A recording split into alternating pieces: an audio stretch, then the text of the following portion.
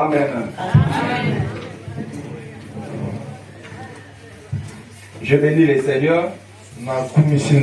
Non, reste un peu là. Amen. Hein? Je bénis les seigneurs. J'aimerais qu'on mette un peu la musique pour qu'on acclame aussi Jésus. Avec la musique.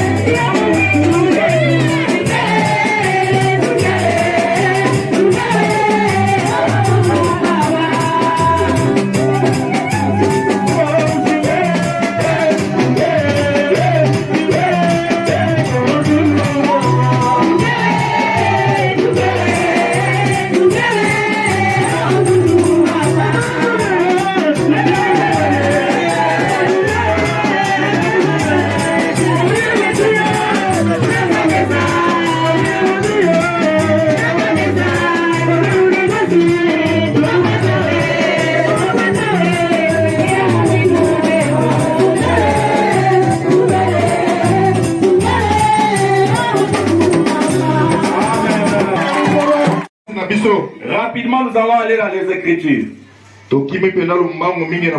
Colossiens chapitre 2, verset 13 jusqu'à 15. Colossiens chapitre 2, verset 13 jusqu'à 15. Je me présente, mon nom c'est l'apôtre Bartimée Mwamba. Apôtre Bartimée Mwamba. Beaucoup ici me connaissent depuis 2018. J'étais à Basmani. À Basmani, il y avait une église. C'est cette église-là qui nous a mobilisés à entrer, à faire c'est ce que nous sommes en train de faire.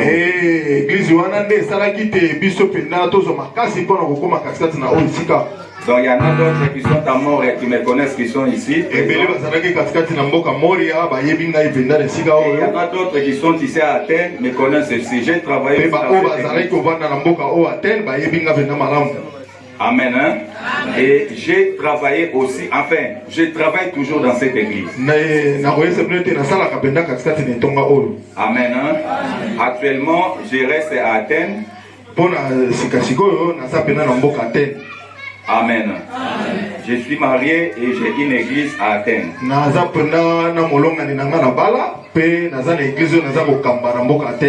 Donc si par hasard, parce que je sais que le Seigneur vous donnera vos documents.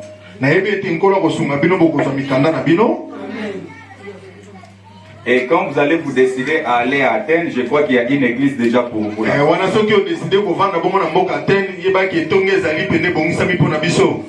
Amen. Hein? Je vous aime beaucoup. Pour moi, c'est un privilège d'être au milieu de vous. Cela n'est pas accordé à tout le monde.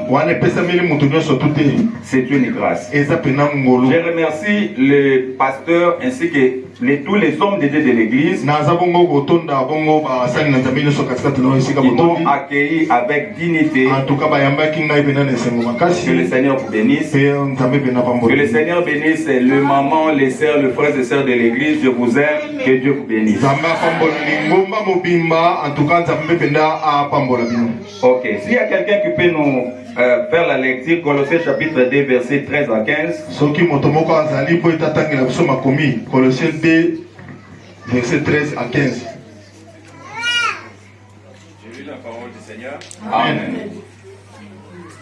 Vous qui étiez morts par vos offenses et par les constitutions de votre chair, il vous a rendus à la vie avec lui, en nous faisant grâce pour toutes nos offenses. Il a effacé l'acte dont les ordonnances nous condamnaient et qui subsistait contre nous. Il l'a détruit en le clouant à la croix. Il a dépouillé les dominations, les autorités. Il les a livrées publiquement en spectacle, en triomphant d'elles par la croix.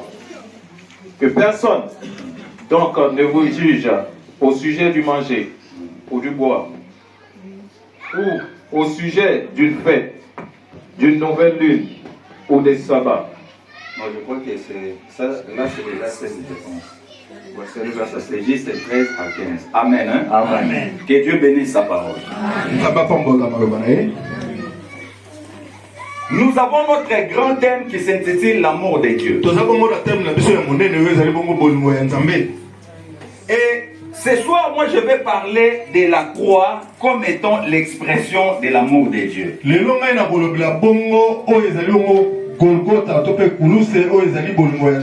Alléluia. Alléluia. Vous ne pouvez jamais parler de l'amour de Dieu si vous n'expliquez pas ce que c'est la croix.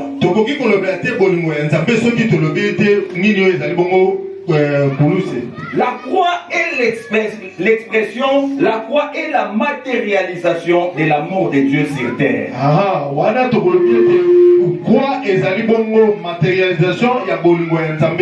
Je vais rentrer dans la Bible. Il y a un seul verset qui démontre l'amour de Dieu, c'est Jean chapitre 3 verset 16.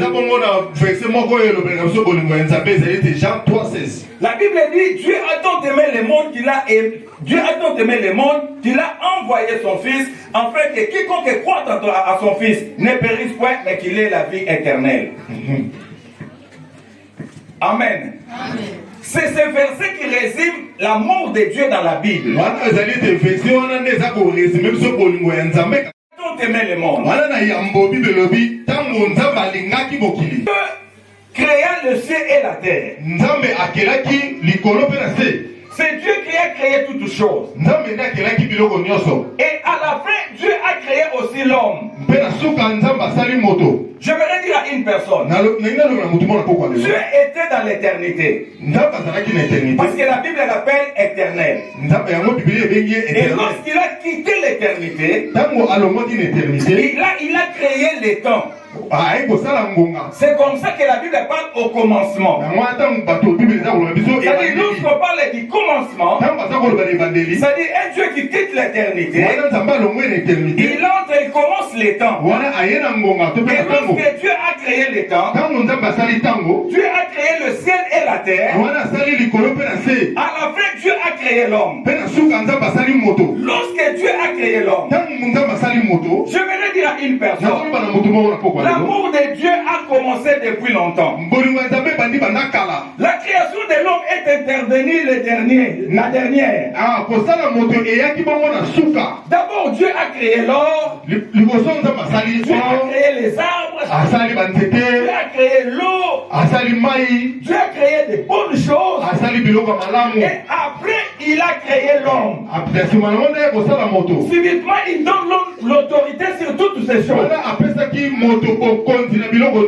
C'était l'expression de l'amour de Dieu. Mais quand je lis la Bible, la Bible dit ceci. Dieu a dit créons l'homme à notre image selon notre ressemblance. C'est-à-dire Dieu voulait que l'homme puisse lui ressembler. Nous savons que Dieu voulait que l'homme puisse le ressembler sur le plan de la moralité. C'est-à-dire que l'homme puisse vivre dignement comme Dieu. Mais au-delà de ça, il y avait quelque chose de très merveilleux dans la parole.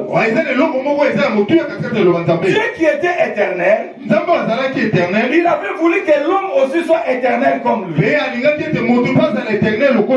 Dieu a pris l'arbre de vie. Il a placé au milieu du jardin. Écoutez l'amour de Dieu. Dieu a créé l'homme. Dieu lui a donné tous les biens. Mais au-delà de ça, Dieu ajoute encore l'arbre de vie. En disant, au-delà de la bénédiction que je t'ai donnée, je vais t'accorder aussi l'éternité. Alléluia. Je vais t'accorder aussi la vie éternelle. C'est-à-dire, au-delà de régner sur l'or, au-delà de régner sur l'argent, je vais encore t'ajouter une grande bénédiction. Je veux que tu vives. Alléluia. En fait que tu vives éternellement. Alléluia. L'homme a été trompé par les serpents. L'homme n'a pas pu bénéficier de cette expression de l'amour de Dieu. La Bible dit Dieu l'a chassé du jardin. Parce que la Bible dit ceci: l'âme qui pêche, c'est celle qui mourra. La Bible dit encore: le salaire du péché, c'est la mort. La Bible dit: ce qui met une barrière entre moi et vous, ce sont vos péchés. C'est-à-dire le péché est intervenu et le péché a séparé Dieu, l'homme de Dieu. Alléluia. Et comme Dieu aimait toujours l'homme, Dieu a fait une promesse d'amour. Alléluia. Dieu a dit ceci: la postérité de la femme écrasera la tête du serpent. Alléluia. Et le serpent blessera à la postérité de la femme les talons, son talon.